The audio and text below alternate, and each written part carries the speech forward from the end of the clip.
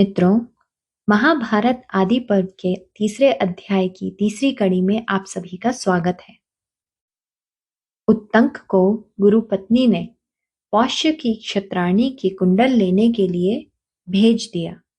इसके आगे की कथा अब पढ़ते हैं। गुरु पत्नी के ऐसा कहने पर उत्तंक वहां से चल दिए। मार्ग में जाते समय उन्होंने एक बहुत बड़े बैल को और उस पर चढ़े हुए एक विशालकाय पुरुष को भी देखा। उस पुरुष ने उत्तंक से कहा, उत्तंक, तुम इस बैल का गोबर खा लो। किंतु उसके ऐसा कहने पर भी उत्तंक को वह गोबर खाने की इच्छा नहीं हुई। तब वह पुरुष फिर बोला, उत्तंक, खा लो, विचार न करो, तुम्हारे उपाध्याय ने भी पहले इसे खाया था। उसके पुनः ऐसा कहने पर उत्तंक ने बहुत अच्छा कहकर उसकी बात मान ली और उस बैल के गोबर तथा मूत्र को खा पीकर उतावली के कारण खड़े खड़े ही आचमन किया। फिर वे चल दिए। जहां वे क्षत्रिय राजा पौष्य रहते थे, वहां पहुंचकर उत्तंक ने देखा वे आसन पर बैठे हुए हैं। तब उत्तंक ने उनके समीप जाकर आशीर्वाद से उन्हें प्रसन्न करते हुए कहा, राजन, मैं याचक होकर आपके पास आया हूं।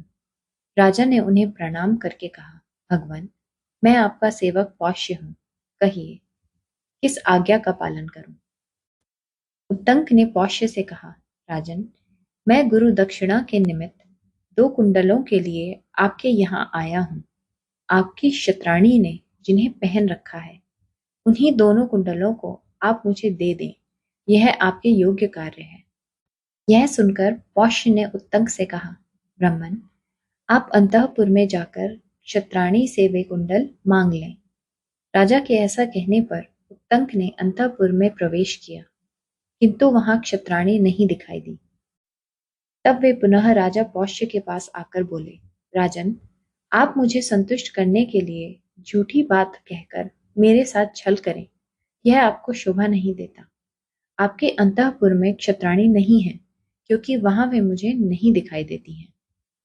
उत्तंक के ऐसा कहने पर पौष्य ने एक क्षण तक विचार करके उन्हें उत्तर दिया, निश्चय ही आप झूठे मुंह हैं। स्मरण तो कीजिए, क्योंकि मेरी क्षत्राणी पतिव्रता होने के कारण उच्छिष्ट अपवित्र मनुष्य के द्वारा देखी नहीं जा सकती। आप उच्छिष्ट होने के कारण अपवित्र हैं, इसलिए वे आपकी दृष्टि में नहीं आ रही हैं। उनके ऐसा कहने पर उत्तंक ने स्मरण करके कहा, हाँ, अवश्य ही मुझ में अशुद्धि रह गई है। यहाँ की यात्रा करते समय मैंने खड़े होकर चलते चलते आचमन किया है। तब पौष्य ने उनसे कहा, ब्राह्मण, यही आपके द्वारा विधि का उल्लंघन हुआ है। खड़े होकर और शीघ्रता पूर्वक चलते चलते किया हुआ आचमन नहीं के बराबर है।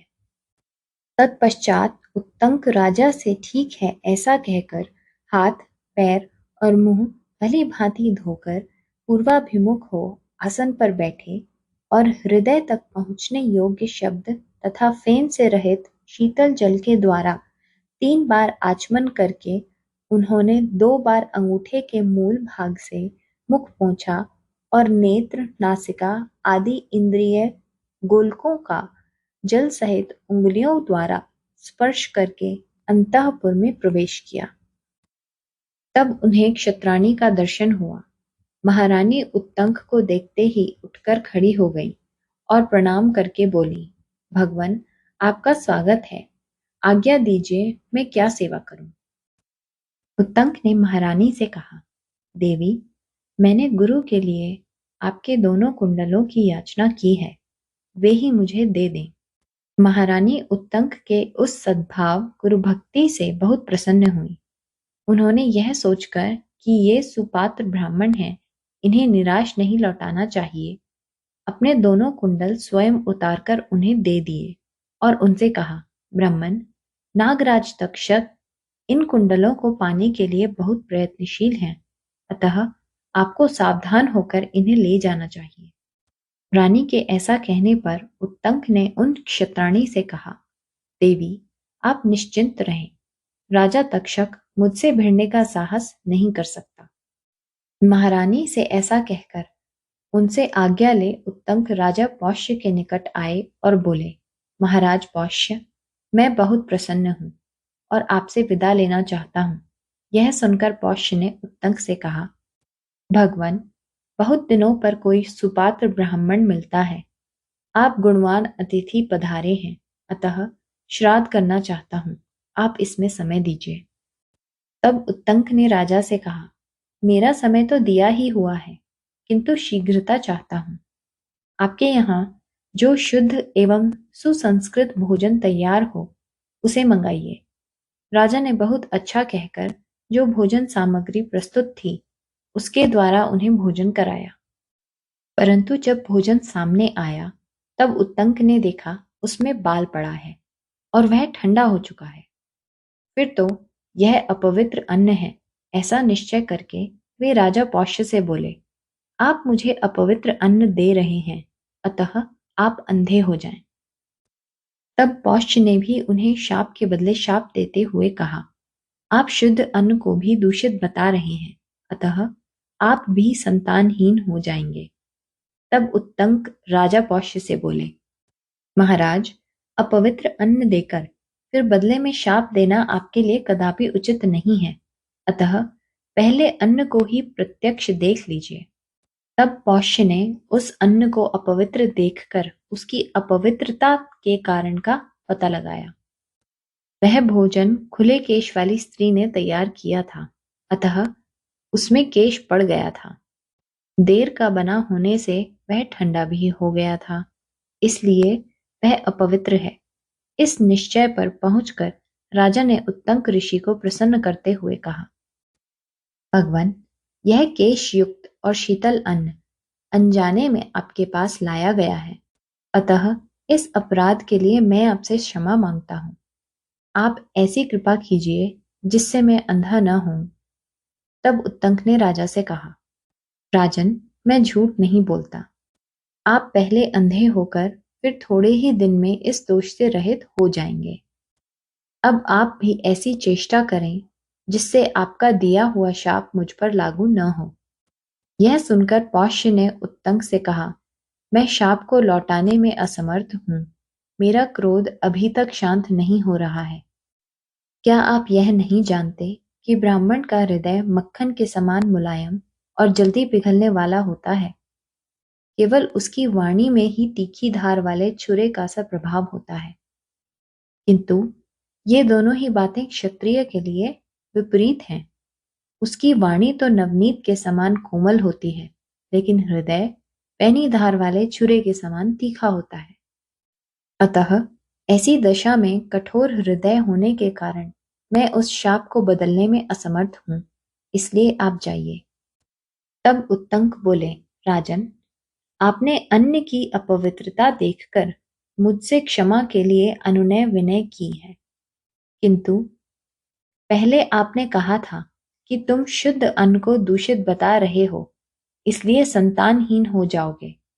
इसके बाद अन्न का दोष युक्त होना प्रमाणित हो गया है, अतः आपका यह शाप मुझ पर लागू नहीं होगा। अब हम अपना कार्य साधन कर रहे हैं। ऐसा कहकर उत्तंक दोनों कुंडलों को लेकर वहां से चल दिए। मार्ग में उन्होंने अपने पीछे आते हुए एक नग्न क्षपणक को देखा, जो बार बार दिखाई देता और छिप जाता था। कुछ दूर जाने के बाद उत्तंक ने उन कुंडलों को एक जलाशय के किनारे भूमि पर रख दिया और स्वयं जल संबंधी कृत्य, शौच, स्नान, आचमन, संध्या तर्पण आदि करने लगे। इतने में ही वह क्षपणक बड़ी उतावली के साथ वहां आया और दोनों कुंडलों को लेकर चंपत हो गया। उत्तंक ने स्नान, तर्पण आदि जल संबंधी कार्य पूर्ण करके शुद्ध एवं पवित्र होकर देवताओं तथा गुरुओं को नमस्कार किया और जल से बाहर निकलकर बड़े वेग से उस क्षपणक का पीछा किया। वास्तव में वह नागराज तक्षक ही था।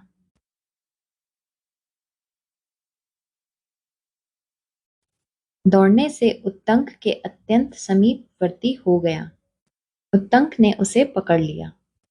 पकड़ में आते ही उसने क्षपणक का रूप त्याग दिया और तक्षक नाग का रूप धारण करके वह सहसा प्रकट हुए पृथ्वी के एक बहुत बड़े विवर में घुस गया। बिल में प्रवेश करके वह नागलोक में अपने घर चला गया। तदंतर उस क्षत्राणी की बात का स्मरण करके उत्तंक ने नागलोक तक उस तक्षक का पीछा किया।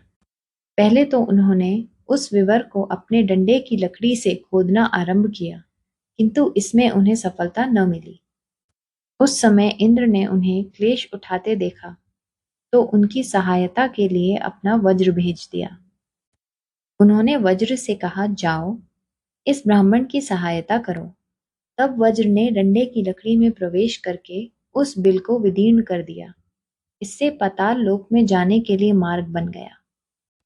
तब उत्तंक उस बिल में घुस गए और उसी मार्ग से भीतर प्रवेश करके उन्होंने नागलोक का दर्शन किया, जिसकी कहीं सीमा नहीं थी, जो अनेक प्रकार के मंदिरों, महलों, झुके हुए छज्जों वाले ऊंचे ऊंचे मंडपों तथा सैकड़ों दरवाजों से सुशोभित और छोटे बड़े अद्भुत क्रीड़ा स्थानों से व्याप्त था। वहां उन्होंने इन श्लोकों द्वारा उन नागों का स्तवन किया। ऐरावत जिनके राजा हैं, जो सम्रांगण में विशेष शोभा पाते हैं, बिजली और वायु से प्रेरित हो जल की वर्षा करने वाले बादलों की भांति बाणों की धारावाहिक वृष्टि करते हैं, उन सर्पों की जय हो।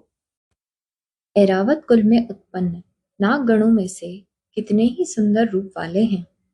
उनके अनेक रूप हैं। वे विचित्र कुंडल धारण करते हैं तथा आकाश में सूर्य देव की भांति स्वर्गलोक में प्रकाशित होते हैं। गंगा जी के उत्तर तट पर बहुत से नागों के घर हैं। वहां रहने वाले बड़े बड़े सर्पों की भी मैं स्तुति करता हूँ। ऐरावत नाग के सिवा दूसरा कौन है जो सूर्य देव की प्रचंड किरणों के सैन्य में विचरने की इच्छा कर सकता है। ऐरावत के भाई धृतराष्ट्र जय सूर्यदेव के साथ प्रकाशित होते और चलते हैं। उस समय 28,008 सर्प सूर्य के घोड़ों की बागडोर बनकर जाते हैं। जो इनके साथ जाते हैं और जो दूर के मार्ग पर जा पहुंचे हैं, ऐरावत के उन सभी छोटे बंधुओं को मैंने नमस्कार किया है। जिनका निवास सदा कुरुक्षेत्र और खांडव वन में रहा है, उन नागराज तक्षक की मैं कुंडलों के लिए स्तुति करता हूँ। तक्षक और अश्वसेन, ये दोनों नाग सदा साथ विचरने वाले हैं। ये दोनों कुरुक्षेत्र में इक्षुमती नदी के तट पर रहा करते थे।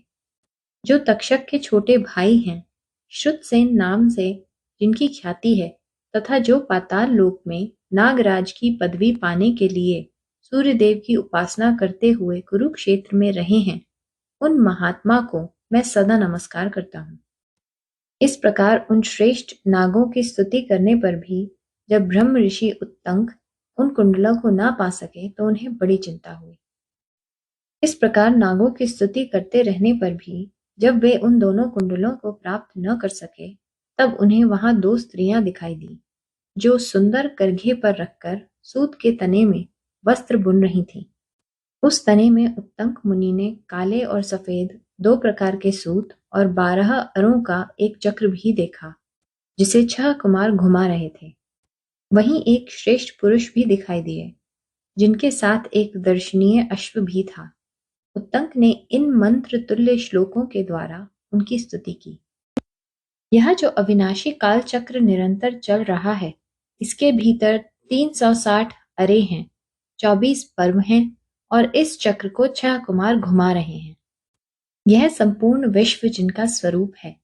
ऐसी दो युवतियां सदा काले और सफेद तंतुओं को इधर उधर चलाती हुई इस वासना जल रूपी वस्त्र को बुन रही हैं, तथा वे ही संपूर्ण भूतों और समस्त भुवनों का निरंतर संचालन करती हैं। जो महात्मा वज्र धारण करके तीनों लोकों की रक्षा करते हैं, जिन्होंने वृत्रासुर का वध तथा नमुची दानव का संहार किया है, जो काले रंग के 2 वस्त्र पहनते हैं और लोक में सत्य एवं असत्य का विवेक करते हैं, जल से प्रकट हुए प्राचीन वैश्वानर रूप अश्व को वाहन बनाकर उस पर चढ़ते हैं, तथा जो तीनों लोकों के शासक हैं, उन जगदीश्वर पुरंदर को मेरा नमस्कार है। तब वह पुरुष उत्तंक से बोला, ब्राह्मण, मैं तुम्हारे इस स्तोत्र से बहुत प्रसन्न हूँ। कहो, तुम्हारा कौन सा प्रिय कार्य करूं? यह सुनकर उत्तंक ने बोला, सब नाग मेरे अधीन हो जाएं। उनके ऐसा कहने पर वह पुरुष पुनः उत्तंक से बोला, इस घोड़े की गुदा में फूंक मारो। यह सुनकर उत्तंक ने घोड़े की गुदा में फूंक मारी। फूंकने से घोड़े के शरीर के समस्त छिद्रों से धुएं सहित आग की लपटें निकलने लगीं। उस समय सारा नागलोक धुएं से भर गया। फिर तो तक्षक घबरा गया और आग की ज्वाला के भय से दुखी हो दोनों कुंडल लिए सहसा घर से निकल आया और उत्तंक से बोला, ब्रह्मन, आप ये दोनों कुंडल ग्रहण कीजिए। उत्तंक ने कुंडलों को ले लिया। कुंडल लेकर वे सोचने लगे, अहो, आज ही गुरु पत्नी का वह पुण्य व्रत है और मैं बहुत दूर चला आया हूँ। ऐसी दशा में किस प्रकार इन दोनों कुंडलों द्वारा उनका सत्कार कर सकूंगा। तब इस प्रकार चिंता में पड़े हुए उत्तंक से उस पुरुष ने कहा, उत्तंक, इसी घोड़े पर चढ़ जाओ। यह तुम्हें क्षण भर में उपाध्याय के घर पहुंचा देगा। मित्रों, इस कड़ी को अब यहीं विराम देते हैं। आगे की कथा अब अगली कड़ी में। धन्यवाद।